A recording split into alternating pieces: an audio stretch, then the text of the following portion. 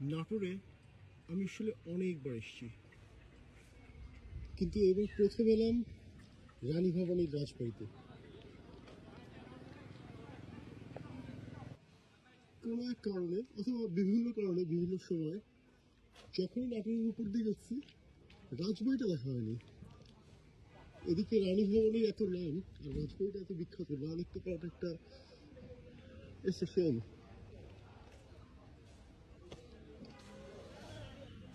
এটা হচ্ছে রাজবাড়ির রাজপ্রাসাদের বৈঠকখানা। বাংলাদেশের পতাকা এখানে টাঙানো।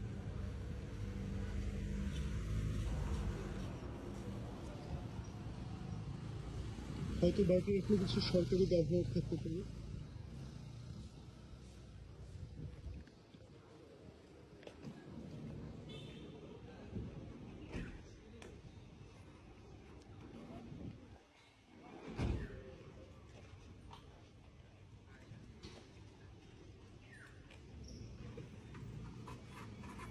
শুধু বৈঠকখানাটাই এত বড়।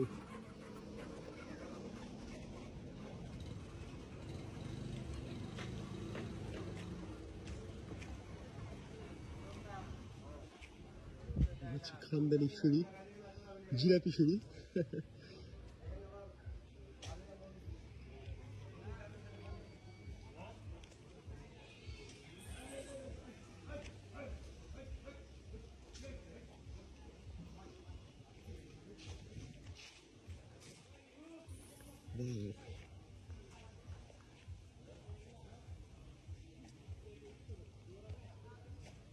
এই হচ্ছে সেই বিলটা, মানে পুকুরটা যেটা আসার সময় আমরা দেখছিলাম।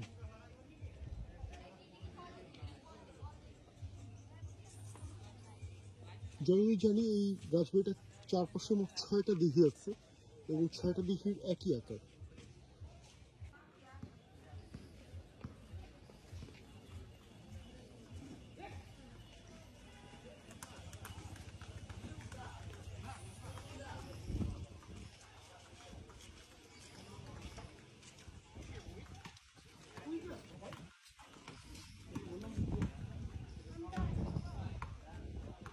এর মধ্যে লোক নিয়ে সিঁড়ি দেখে এই যাওয়াটা কষ্টকর, কিন্তু এরা জানতো আগে থেকে যে আমার মতো লোকজন আছে, তো কাঁটা দিয়ে বন্ধ করে রাখা। হ্যাঁ, আফসোস। শ্রী শ্রী তারকেশ্বর শিব মন্দির।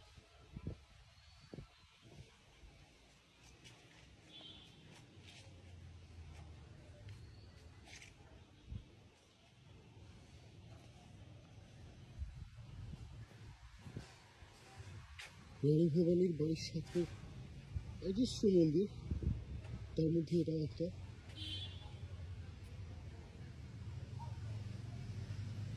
হাতির মাথা, সাথে আর কি কি সমস্ত ভাস্কর্য। প্রতিটা ভাস্কর্যের কিছু না কিছু অর্থ আছে নিঃসন্দেহে, কারণ Hindu religion is full of mythologies. জানি না এখানে গল্পগুলো কি কি, মানে মিথগুলো কি কি।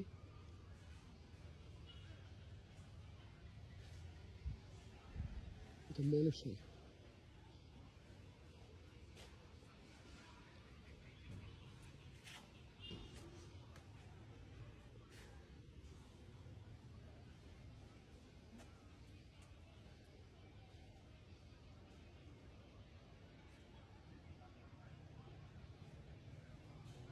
এটা হনুমান, হনুমানের হাতে একটা মুকুট। ও এটা কৈলাস পাহাড়, আই থিঙ্ক। কৈলাস পাহাড় হাতে হনুমান, পারহ্যাপস।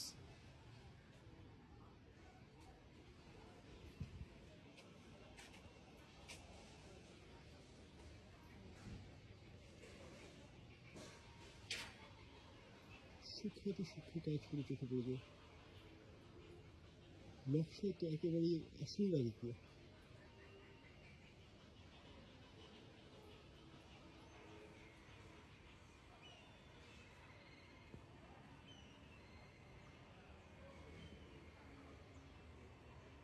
যারা মিথোলজিগুলো জানে তারা সম্পূর্ণ কাহিনীটা বুঝতে পারবে।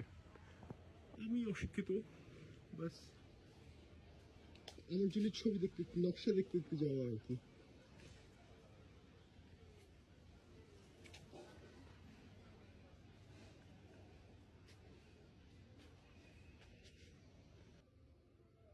শিবলিঙ্গ, ভেতরে এটা শিবলিঙ্গ। শিবলিঙ্গর পাশে ছোট ছোট আরো কিছু মূর্তি আছে। ভিতরে ঢোকা যায় না, ছবি টবি দেখা যাচ্ছে। লাফিং বুদ্ধা আসলে গোপালপুরটাই বেশি অ্যাপ্রোপ্রিয়েট লাগতেছে।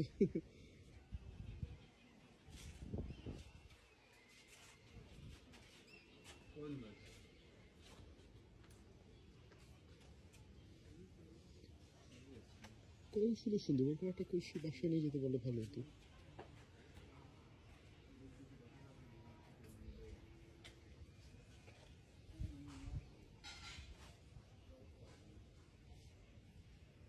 মন্দিরের পাশে কোনো ছোট মন্দির বানানোর কি উদ্দেশ্য কে জানে? কিছু কিছু উদ্দেশ্য নিশ্চয়ই আছে। হরে কৃষ্ণ কৃষ্ণ কৃষ্ণ হরে হরে, হরে রাম হরে রাম, রাম রাম হরে হরে, হরে কৃষ্ণ হরে কৃষ্ণ।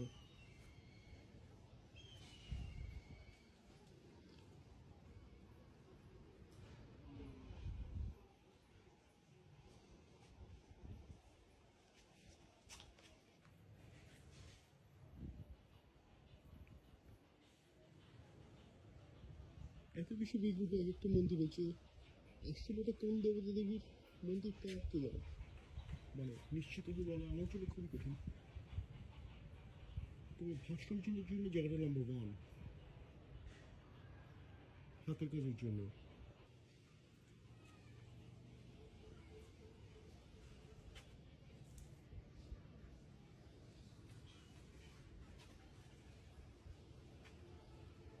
এটা যদি শিবের পূজা করছে এরকম একটা কিছুর ভাস্কর্য।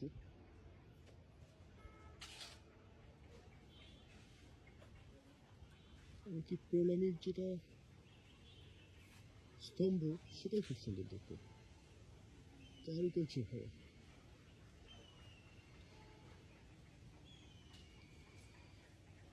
এর সাথে মন্দিরের নিজস্ব কারুকার্য তো আছেই।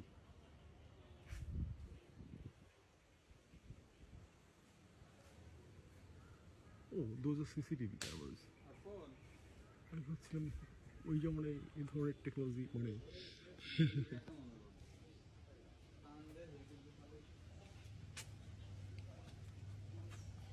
এই কোর্সটা তুলে যেতে পারলে খারাপ হয় না, যে কোনো একটা।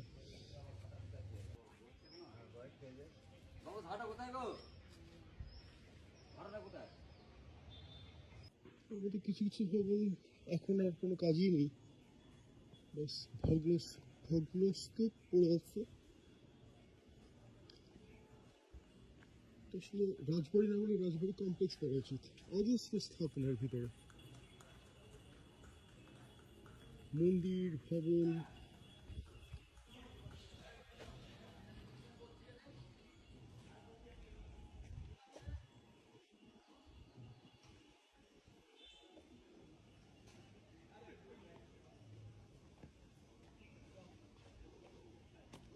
রানী ভবানী এত ক্ষমতাশীল রানী ছিলেন, উনি সুদীর্ঘ 40 বছর শাসন করেন এবং অত্যন্ত প্রজাবান্ধব ছিলেন। অনেক বড় রাস্তা করেছেন, অনেক মন্দির করেছেন, প্রজাদের জন্য অজস্র পুকুর খুঁড়েছেন, যার অনেক কিছু এখনো রয়ে গেছে। এবং সেই আমলে বছরে 1.5 কোটি টাকা আয় ছিল রাজ রাজ রাজ রাজত্বের। এই 1.5 কোটির মধ্যে মাত্র 70 লক্ষ, মানে মাত্র তো না, কিন্তু 70 লক্ষ হচ্ছে ব্যবহৃত হতো রাজকর্মে, আর বাকি পুরোটাই দান করা হতো। প্রতি বছর 1 থেকে 70 লক্ষ রাজকর্মে, আর বাকি 80 লক্ষ প্রজাদের জন্য বিভিন্ন রকম উন্নয়নমূলক কর্মকাণ্ডে ব্যবহৃত হতো। যখন মরন্তর হয়, হাজার হাজার মানুষ মারা যায়, তখন বিশেষত রানী ভবানী ঝাঁপিয়ে পড়েন মানুষকে সাহায্য করতে। উনি নিজ ব্যয় 6 জন চিকিৎসক নিয়োগ করেন এবং প্রজাদের বাঁচানোর জন্য যা যা সম্ভব ছিল উনি সব কিছু করা শুরু করেন।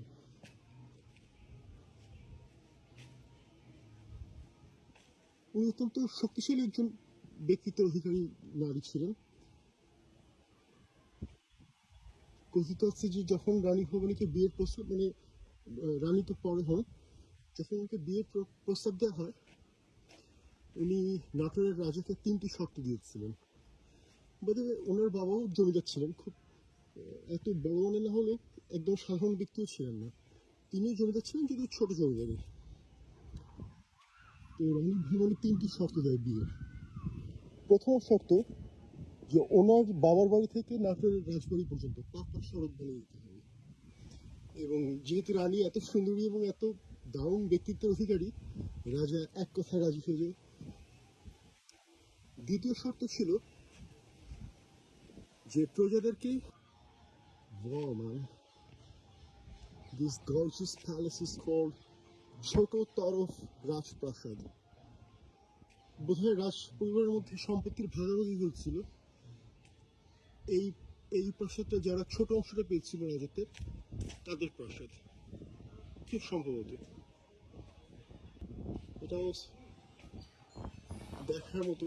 এটা যে রাজপ্রাসাদ সেটা হাতের কাজ দেখলেই নিশ্চিতভাবে বোঝা যায়। এত পুরনো স্থাপত্য কিন্তু এত সুন্দর নকশা করা। আধুনিক বাংলাদেশের মানুষ তো বাড়ি বানাতেই পারে না, বাক্স বানিয়ে রাখে, কিন্তু সেখানে মানুষের কি রুচি ছিল আর কত টাকা ছিল। মাই গড, যাই হোক, টাকার কথা থেকে মনে আসলো যে রানী ভবানীর বাৎসরিক আয় ছিল 1.5 কোটি টাকা। এই 1.5 কোটি টাকা থেকে 70 লক্ষ ব্যয় করা হতো রাজকার্যে, আর বাকি 80 লক্ষ ব্যয় করা হতো প্রজাদের বিভিন্ন উপকারার্থে। আচ্ছা, বিয়ের শর্তের কথা বলছিলাম আমি। উনি 3টি শর্ত দেন। প্রথম শর্ত যে রানী ভবানীর মানে ওনার যে বাবার বাড়ি ছিল সেই বাবার বাড়ি থেকে শ্বশুর বাড়ি মানে এই রাজবাড়ি পর্যন্ত পাকা রাস্তা বানিয়ে দিতে হবে। তো রাজা এক কথায় রাজি হয়ে গেলেন। দ্বিতীয় শর্ত দিলেন এই বিয়ে উপলক্ষে রাজাকে গরিব এবং দুস্থ প্রজাদেরকে জমিদান করতে হবে। এত বড় রাজবাড়িতে বিয়ে হলে সেটাই তখনকার সময় মনে একটা সৌভাগ্যের ব্যাপার বলে গণ্য হওয়ার কথা। রানী ইমপ্রেস তো ছিলেনই না, বরং সিধা ওরা ডিমান্ড দিয়ে দিলেন যে গরিবদের জমিদান করো, তাহলে বিয়ে করবো না। বাধ্য হয়ে রাজা ওটাতেও সম্মতি দিলেন। আর তৃতীয় শর্তটি দেয় এই যে বিয়ের পরেও তিনি বাবার মানে পিতার গৃহে 1 বছর পর্যন্ত থাকবেন, ওনাকে বিরক্ত করা যাবে না মোটেই, চুপচাপ মেনে নিতে হবে। তো বেচারা গরিব রাজা এত সুন্দরী রানীর কোনো শর্ত মানতে অস্বীকৃতি জানালেন না, চুপচাপ সব মেনে নিলেন এবং এই 3 শর্তে রানীর সাথে বিয়ে হয়ে গেল। আর it is a fair deal, কারণ এত শক্ত এবং এত মহান চরিত্রের রানী কয়জন রাজার কপালে জোটে, তাই না? তিনি 40 বছর শাসন করেছিলেন এই রাজত্ব, এবং ওনার রাজত্ব শুধু নাটোরেই সীমাবদ্ধ ছিল না, এপাশে মুর্শিদাবাদ, দক্ষিণ দিকে যশোর পর্যন্ত বিস্তৃত ছিল। বিশাল সাম্রাজ্য নিয়ে একসাথে শাসন করে গেছে।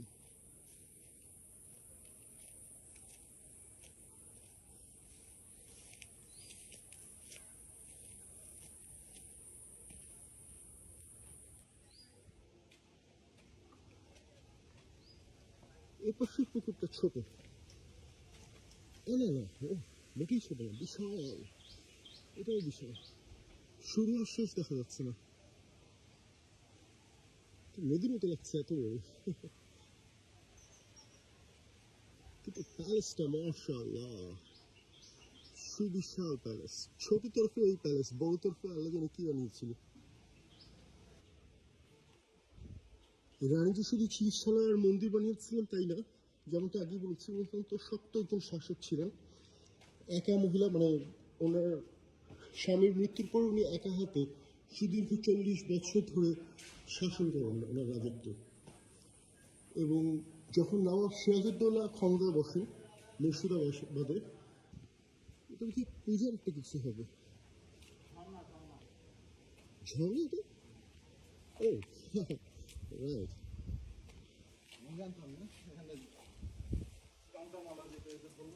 তো টমটমালাকেই জিজ্ঞেস কর যে পাশের কাজটা কোথায়, তুই ভুল করছিস। ভুল করে আনিনি। লেখা ছিল কিন্তু আনিস নি, তাহলে তো সব মিস।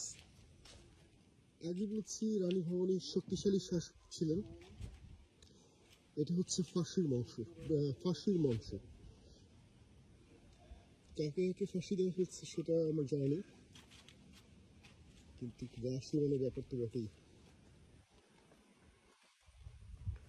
ও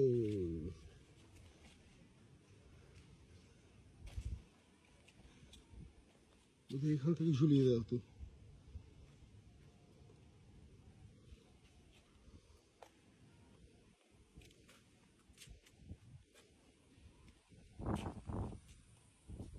হাসির মঞ্চে দেখি তো যেটা বলছিলাম যে রাজা সিরাজউদ্দৌলা মানে নবাব সিরাজউদ্দৌলা যখন ক্ষমতা আসলেন খুব দ্রুত একজন লম্পট দুশ্চরিত্র হিসেবে নাম করে ফেললেন।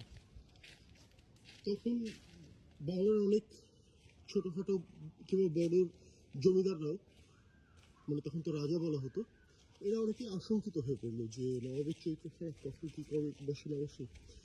রানী তখন থেকেই নিজের সেনাবাহিনী তৈরি করা শুরু করলেন, অত্যন্ত শক্ত মানে শক্তিশালী এবং দক্ষ সেনাবাহিনী উনি নির্মাণ করা শুরু করলেন। এবং কিছুদিনের মধ্যেই রানীর ভয়টা বাস্তবে রূপ নিল। নবাব সিরাজউদ্দৌলা আদেশ পাঠালেন যে রানীর একমাত্র কন্যা তারাকে তার কাছে পাঠাতে হবে।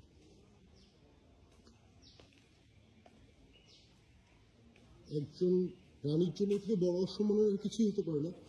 তারপরে তখনকার সমাজ বাস্তবতায় একজন হিন্দু রানীর কাছে এরকম একটা দাবি যদি একজন মুসলমান নবাব করে বসে, এটা সামাজিকভাবে একটা মানে যে কোনো বিচারে অত্যন্ত হেয় একটা ব্যাপার। নিঃসন্দেহে সিরাজউদ্দৌলা অত্যন্ত নিচ ধরনের রাজা ছিলেন, মানে নবাব ছিলেন, যে ধরনের একটা দাবি করেছিলেন। এতক্ষণ হয়ে গেছে আমরা এখন ছোট তরফের প্রাসাদই দেখছি। এটা বোধহয় রানীর নাতির নাতির প্রাসাদ ছিল, যদিও কোনো আমি কোথাও চেক করিনি, এটা ৬৭ থেকে। Wow, that looks like a palace.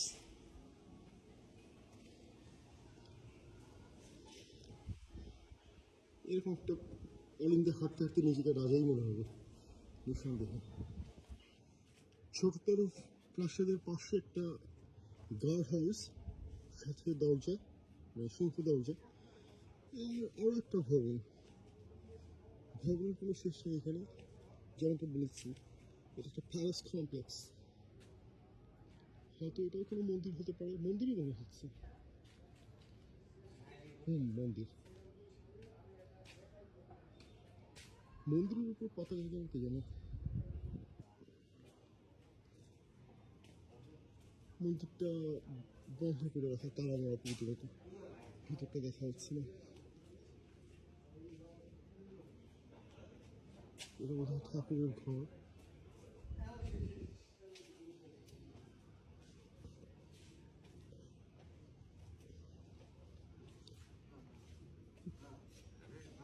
একটু জিজ্ঞেস করতাম, এই মন্দিরটাও কি রানী ভবানী দ্বারা মনে তৈরি করে? হ্যাঁ, রানীপুর। কি মন্দির এটা? এটা আনন্দময়ী কালী মাতার মন্দির। আনন্দময় কালী মাতার মন্দির। আচ্ছা আচ্ছা, আপনি কি পুরোহিত? হ্যাঁ, পুরোহিত। আচ্ছা, কি নাম দাদা আপনার? আমার নাম শ্যামল চক্রবর্তী। আচ্ছা আচ্ছা আচ্ছা, ধন্যবাদ। কোথায় গেছেন? আমি যশোর থেকে এসেছি। এটা আগে পুরাতন মন্দির, রাজার। রাজবাড়ির মন্দির, আনন্দময় কালী মাতার মন্দির। ছোট তরফ, ছোট তরফের রাজারা শক্তির উপাসনা করতেন। ছোট তরফের কালী মন্দির সেই স্মৃতি আজও বহন করে চলেছে। ট্রু। রাজবাড়ির বাগান ধরনের, বাগানই বলা যায় বোধ হয়। এখানে তো পুকুর দেখছি, এটা সে আগেরই পুকুর নাকি নতুন করে পুকুর কে জানে। As per my online research, প্রাসাদটার চারপাশে 6টা পুকুর আছে এবং প্রতিটা পুকুরের আকার একই। এটা মনে হয় সেই পুকুরটাই যেটা একটু আগে দেখলাম, নদীর মতো বড় মনে হচ্ছিল, মানে এ মাথার মতো দেখা যাচ্ছিল না, এত লম্বা।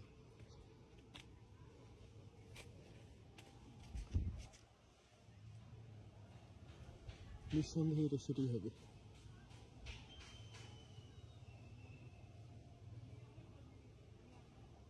এদিকে কোথায় শেষ হচ্ছে অর্ধচন্দ্রাকৃতির আবার একটা সিংহ দরজা।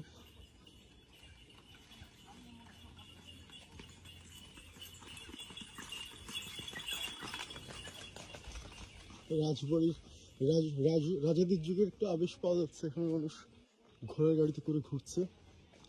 এটা জেলখানা না কাছারি বাড়ি কে জানে। এদিকে দুটোই আছে।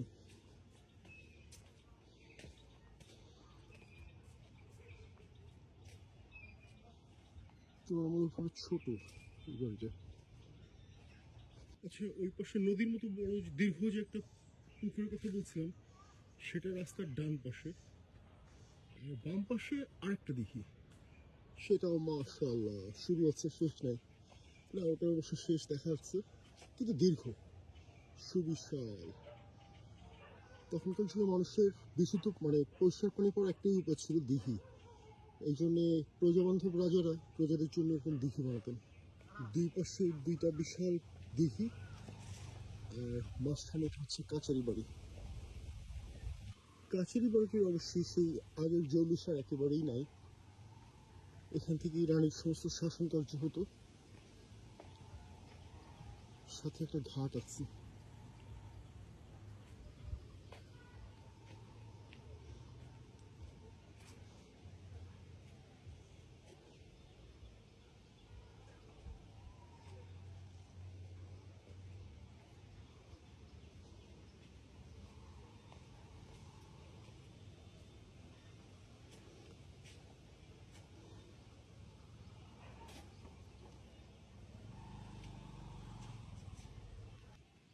আচ্ছা, এটা হচ্ছে ছোট তরফের কাছারি বাড়ি।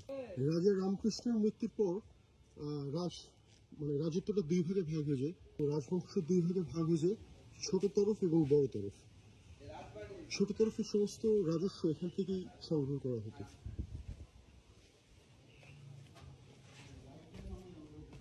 এখান থেকে প্রশাসন চালানো হতো।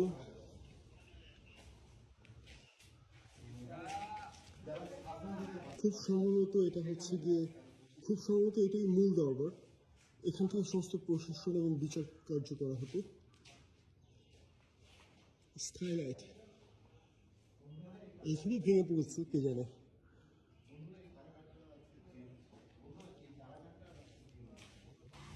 এর পাশে আরো একটা কারাগার দেখতে পাচ্ছি। জমিদারদের জন্য যারা অপরাধী ছিল, তারা আসলে খুনি ডাকাতি এ ধরনের অপরাধী না, মূলত কর দিতে পারছে না এ ধরনের অপরাধীর সংখ্যাই বোধহয় বেশি ছিল। রাজার চোখে অপরাধী, অর্থাৎ সমস্ত দুঃখী মানুষরা এখানে শাস্তি পেতেন। আর তাদেরকে অত্যাচার করে তাদেরকে চাকরি যে টাকাটা আসতো, তা থেকেই এরকম প্রামাণ্য রাজত্ব, রাজবাড়ি, 1.5 কোটি টাকার বাৎসরিক ইনকাম। Amazing man. 1.5 কোটি টাকার বাৎসরিক এই সময়ই কল্পনার বাইরে একটা ব্যাপার। আর আজ থেকে শত শত বছর পূর্বে সেই সময় একটা পরিবারের আয় যদি এরকম হয়, অবিশ্বাস্য। আর যেহেতু কারাগারের আগে আমরা ফাঁসির মঞ্চ দেখে আসলাম, তার মানে গুরুতর অপরাধ হলে শুধু হাজতেই রাখা হতো না, অনেককে ফাঁসিতেও দিয়ে দেওয়া হতো। যতই মহান রাজা হোক, তাদের কিছু তো নিষ্ঠুর ইতিহাস থাকবেই। নিজেদের বসত করে যে প্রাসাদ, তার মধ্যেই জেলখানা, তার মধ্যেই ফাঁসি কাষ্ট, ফাঁসির মঞ্চ। বোঝা যাচ্ছে যতটা মিষ্টি মিষ্টি কথা বলা হয় রানী ভবানী এবং নাটোরের রাজপরিবার সম্বন্ধে, তার সম্পূর্ণটুকুই এতটা মিষ্টি না, এর অনেক ক্রুর দিকও আছে। হাই, আমি জেলখানার মধ্যে আটকে গেছি, মানে হাজতে আটকে পড়ে গেছি। Second time in my life, so sad. Shri Shri Shyamsundar বিগ্রহ মন্দির।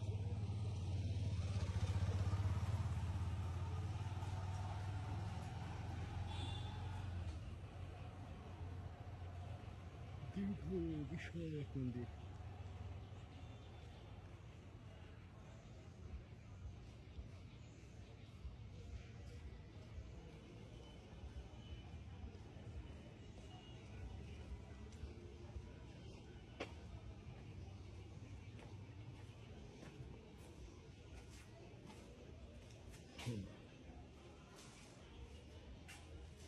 নিঃসন্দেহে রাজবাড়ির অলিন্দ।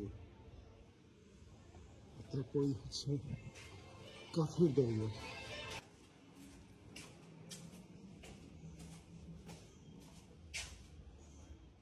এটা হচ্ছে মূল মন্দির।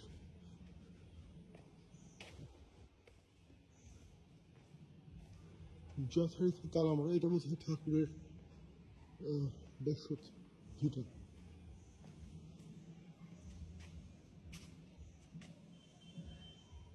এটা হচ্ছে রাজবাড়ির মূল মন্দির।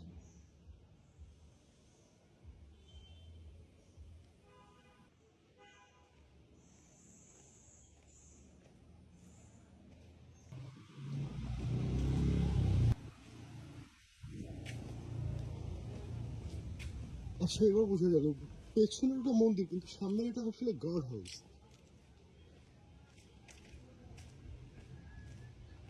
গার্ড হাউস মানে সেনাবাহিনী থাকতো এখানে। বড় তরফ মালখানা। আচ্ছা, এটা হচ্ছে ওদের মালখানা। এটা ছিল ওদের খানজাতি খানা। বড় তরফ মালখানা।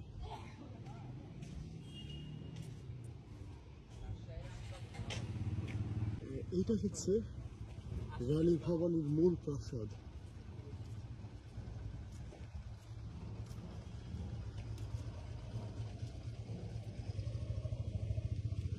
আকাশে মেঘটা বোধহয় এইভাবে এসছে যাতে ছবিটা তুলে খুব সুন্দর করে দেখা যায়।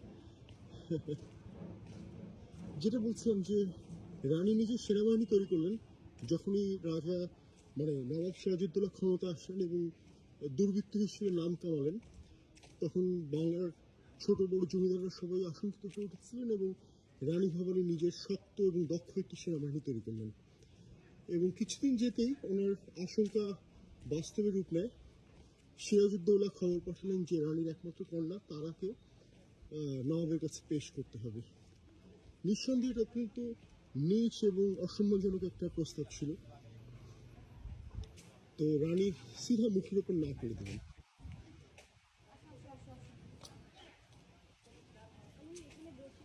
জবাবে নবাব সিরাজউদ্দৌলা রাগিত হয়ে একটা নাইস একটা ছবি।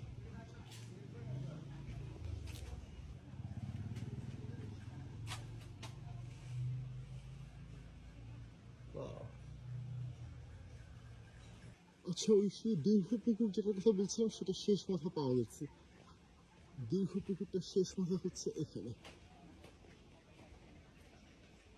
কিন্তু শেষে খুব একটা লাভ হয়নি, কারণ ওটা যেখানে শেষ হচ্ছে তার পরপরই ওখানে আরেকটা পুকুর, ওটাও বিশাল দেখি আর কি। যাই হোক, এই হচ্ছে আমাদের প্রাসাদ। যখন রানী ভবানী সিরাজউদ্দৌলাকে মুখের উপর না করে দিলেন যে তারাকে ওনার একমাত্র কন্যাকে রাজকন্যাকে কিছু কোনো মূল্যেই নবাবের খেদমতে পাঠানো হবে না, সিরাজউদ্দৌলা তাতে অপমানিত বোধ করলেন, আমি জানি না কেন। এবং উনি ওনার নবাবী সেনাবাহিনী পাঠিয়ে দিলেন রানীকে দমন করার জন্য। একটা রাজদ্রোহ হিসেবে দেখা হয় এটা। তুমি তোমার রাজকন্যাকে পাঠাবে না, এটা রাজদ্রোহ। তো রানী যেমনটা আমি বলেছি আগে থেকেই প্রস্তুতি নিচ্ছিলেন, সেনাবাহিনী বসাচ্ছিলেন। নবাবের বাহিনী যখন নাটোরের দিকে এগোলো, উনি ওনার বিশাল বাহিনী নিয়ে নবাবকে জবাব দেওয়ার জন্য এগিয়ে গেলেন। মজার ব্যাপার হলো এই যে যখন রানী ভবানীর সেনাবাহিনী এগিয়ে গেল নবাবের বাহিনীকে দমন করতে, প্রতিরোধ করতে, নাটোরের আপামর জনসাধারণ, যে যেমনটা শেখ মুজিব বলেছিলেন তোমাদের যার যা কিছু আছে তাই নিয়ে ঝাঁপিয়ে পড়ে, নাটোরের লোকটা ঠিক তাই করলো। যার যা কিছু ছিল সব নিয়ে রানীর সাথে যোগ দিলেন এবং নবাবদের বিরুদ্ধে সশস্ত্র যুদ্ধে লিপ্ত হলেন। এবং নবাব সিরাজউদ্দৌলা অত্যন্ত খারাপভাবে যুদ্ধে হেরে গেলেন এবং দ্বিতীয়বার আর কখনো রানী ভবানীর কাছে কোনো রকমের অনৈতিক প্রস্তাব তিনি পাঠাতে পারেননি।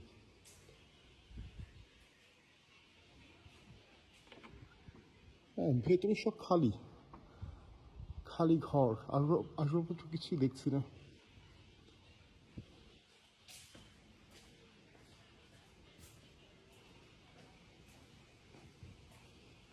দোতলায় যেতে দিবে না, তালা পাবে আসায়। শুধু বাইরে থেকে বাইরে থেকে দেখে আর ভালো লাগে।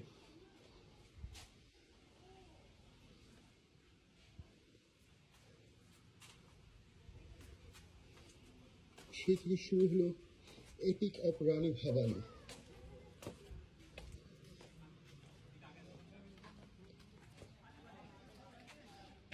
আচ্ছা, ভুল বলেছিলাম, এর আগে যেটা দেখেছিলাম ওটা এদের মূল প্রাসাদ হলে এটা রানী ভবানীর বাড়ি ছিল না। রানী ভবানীর প্রাসাদ ছিল এইটা, রানী মহল প্যালেস অব রানী ভবানী। এখন শুধু ভগ্নাবশেষ পড়ে আছে, অনেক বড় ছিল শুধু নেই, কিন্তু বলতে গেলে আর কিছু অবশিষ্ট নেই।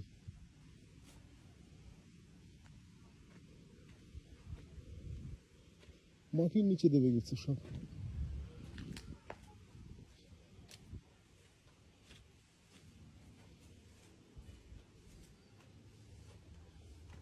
এই সেই পরাক্রমশালী রানীর ঘর বাড়ি, পূজার জন্য ছোট ছোট পোস্টে কুলুঙ্গি বলে বোধহয়গুলোকে, কুলুঙ্গি বলতে চপ্পল রেখেছে কি আল্লাহ জানে, বাঙালি সিরিয়াসলি।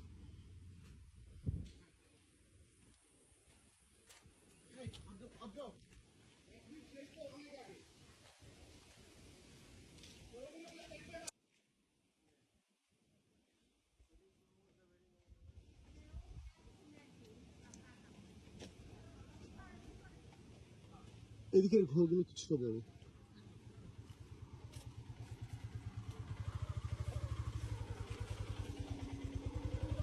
কিন্তু জঙ্গলে জঙ্গল মতো হয়ে গেছে আর কি। আর পাশে অবধারিত হবে একটা বড় দিঘি। ও, অনেক মাছ টাছ আছে মনে হয় এই সম্পত্তিটাতে। অনেক ফ্লেমিঙ্গো আছে, আমি জানি না কেন, বাট অনেক ফ্লেমিঙ্গো দেখলাম।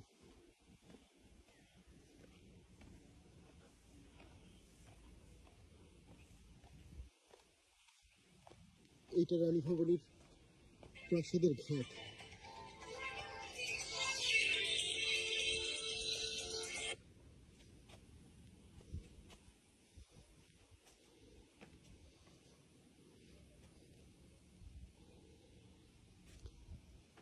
এই সেই পরাক্রমশালী রানীর মূল মূল বাড়ি, যার অবশিষ্ট আর কিছুই নেই।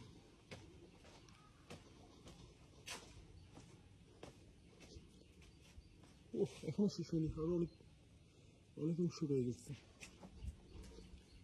পুরোনো ভেঙে যাওয়া বাড়ি, কিন্তু এখনো বহু বহু কিছু রয়ে গেছে।